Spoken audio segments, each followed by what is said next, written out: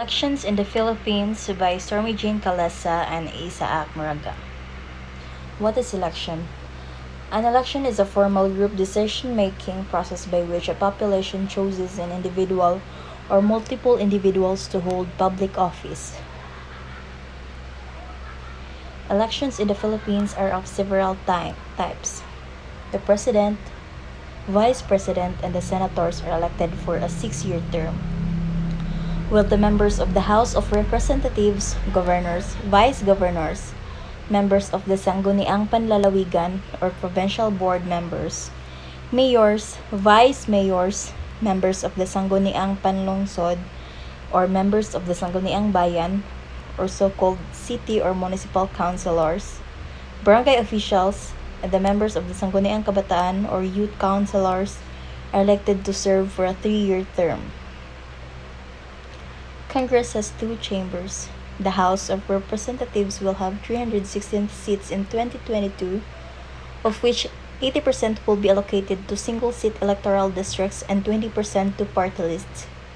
Seats on this party list are accessible only to marginalized and underrepresented groups and parties, local political parties, and sectoral divisions of large parties representing marginalized populations. The Philippine Constitution allows the House of Representatives to have more than 250 members without requiring a constitutional amendment. The Senate has its 24 members who are widely elected nationwide. They do not represent geographical districts. Senate hubs are renewed every 3 years. Electoral system. So, an electoral system or voting system is a set of rules that govern how elections and referendums are held and how their results are determined. Voting systems are used in political to elect governments, while non-political elections can be held in corporations, non-profits, and informal organizations. These rules govern all aspects of the voting process. When the elections are held, who will vote, who will run for office, how ballots are marked and cast, how ballots are counted, how votes are counted for election results, limits on campaign spending, and elections other factors that can affect exercise spending outcomes. Political electoral systems are defined by constitutions and electoral laws, are usually administered by election commissions, and may use multiple types of elections for different offices. So that's what electoral system is. Let's go to the electoral system can be divided into 2 broad categories depending on how they convert vote into seats. So there is majoritarian system and proportional representation system, and there is also mixed system of majoritarian system and proportional representation system. So let's tackle majoritarian system first. With a majority, the winner doesn't need to get more than 50% of the votes to win. However, in the first past posting system, it does. Majority voting system, also known as second choice systems, require a majority of 50 plus 1 to vote, or 50% plus 1 to vote. If neither candidate receives that amount, her second election will be held with only the number of candidates selected from the first ballot. So in the majoritarian system, there are 2 categories: the majority rule and the plurality. So let's talk about majority rule under majoritarian system. Majority rule. The winner must have majority of 50 votes plus 1 vote. Often involves 2-round elections. First round, everyone can compete. And the second round, only top 2 candidates compete to ensure a majority. So, when we talk about majority rule, a candidate has to earn 50% plus 1 vote. Even if the candidate gets the most vote, but do not, kung wala siya nakaabot of 50% plus 1, neither 50%, the second round election will happen. And the two candidate nga nakakuha og pinakadaghan na vote gikan sa first round, sila ra ang makakompete. And so, even if gamay ra ang makuha sa usa ka candidate sa first round, or siya ang ikaduha sa first round, he or she has still a chance to win in the second round election. So in the plurality, dili na siya libog, dili na siya complicated. Whoever gets the most votes wins the seat. Doesn't necessarily need to be 50%, just more than the other candidate. So, if dagan ka, ikaw ang pinakadagan og vote, diri sa plurality, ikaw na ang candidate na ang makadaog. Pero if sa majority rule, it has to be 50% plus 1. Dili pwede 50% lang, but dapat na ilabaw na bisan usa, even one single vote, basta more than 50%. So, let's talk about proportional electoral system. It has multi-member districts, multiple winners from each district, numbers of winners allotted proportionally to percentage of seats. So, votes is equals to seats. And it has two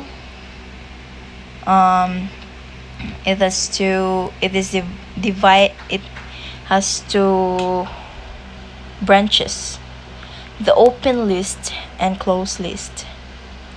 In the open list, each party provides a list of candidates. Citizens vote for a candidate chosen from one of those lists. Within each party, candidates are ranked in order of the number of votes received. Seats allocated to parties proportionally. Percentage of votes is equal to percentage of seats. Candidates of parties get seated in accordance to order of their vote. So kung ani ka sa open list, citizens vote for a candidate. Kung anhi pod ka sa closed list, citizens vote for a party, not a candidate. And when we talk about closed list, parties provide list of candidates in which they have determined the order. And they're just the same with the open list when it comes to seats. It's still allocated proportionally. Number of votes is equals to number of seats that you get. Candidates seated in order determined by the party. In the mixed system, or so-called hybrid system, in this system you have two votes. First vote is for the party you support. The more votes, the more seats they get on parliament. To get any seats in parliament, a winner must win at least 5% of votes or win an electorate seat. So, kung anhi ka dinhi sa mixed member system, dili mausik ang imong vote. It is because kung mo-vote ka sa usa ka party, kung makaabot lang jud siya og 5% sa number of votes, he or she will still get an electorate seat. For the second vote, your second vote is to choose a member of parliament to represent you live in. This is your electorate vote. The candidate who gets the most votes in your electorate will become your local MP. If one party wins only 4% of the party vote but no electorate seat, they have no member in parliament. But If you win 40% of the vote and also an electorate seat, then they are entitled to 4% of all the seats in parliament. Parallel system. Parallel voting is a type of mixed electoral system in which representatives are voted into a single chamber using two or more different systems. Most often, first past the post voting, which partly is proportional representation. It is the most common form of mixed member majoritarian representation, which is why these terms are often used synonymously with each other. In some countries, parallel voting is known as the supplementary member, while in academic literature, it is sometimes called the superposition method within mixed systems. Parallel voting, as a form of mixed member majoritarian representation, is used in the election of national parliaments as well as local governments in various places such as Italy, Japan, Taiwan, Lithuania, Russia, and Argentina. It is distinct from the mixed election system known as mixed member proportional representation or the additional member system. So, let's talk about the significance. Round of voting. It involves two rounds of voting and only two candidates survive to the second round. And as what I've said lately, in the majoritarian system, in the majority voting, ang the two candidates with the most votes will be having a second round election. So, if dili makaabot og 50% ang candidate, even if he gets the most votes, he or she has to undergo second round election with the second candidate with the most second candidate who get the second most number of votes. Proportional representation, an electoral system where a candidate must gain a required number of votes in order to be elected into office. Like what I've said lately, if 5% ang minimum to get minimum 5% of votes ang minimum na dapat kuhaan sa usa ka candidate, then he will get an electoral seat. Absentee voting include people who need to perform vital tasks on election day. Conduct of elections. Commission on Elections, or so-called COMELEC, is the premier guardian of the ballot. Its principal role is to enforce and administer all laws and regulations relative to the conduct of elections, plebiscites, initiatives, referendums, and recalls.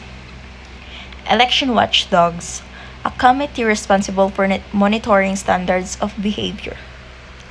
So, during elections, there must be watchdogs in order to have a fair and clean election. The Omnibus Election Code and Election Organizations in the Philippines. Section 221, Board of Canvassers. There shall be a Board of Canvassers for each province, city, municipality, and district of Metropolitan Manila as follows.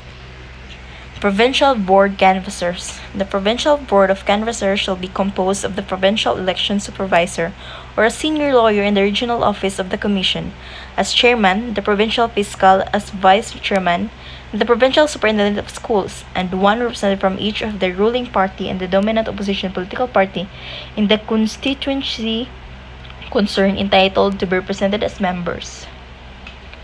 City Board Canvassers. The City Board of Canvassers shall be composed of the City Election Registrar or a lawyer of the Commission as chairman, the City Fiscal, and the City Superintendent of Schools, and one representative from each of the ruling party and the dominant opposition political party entitled to be represented as members.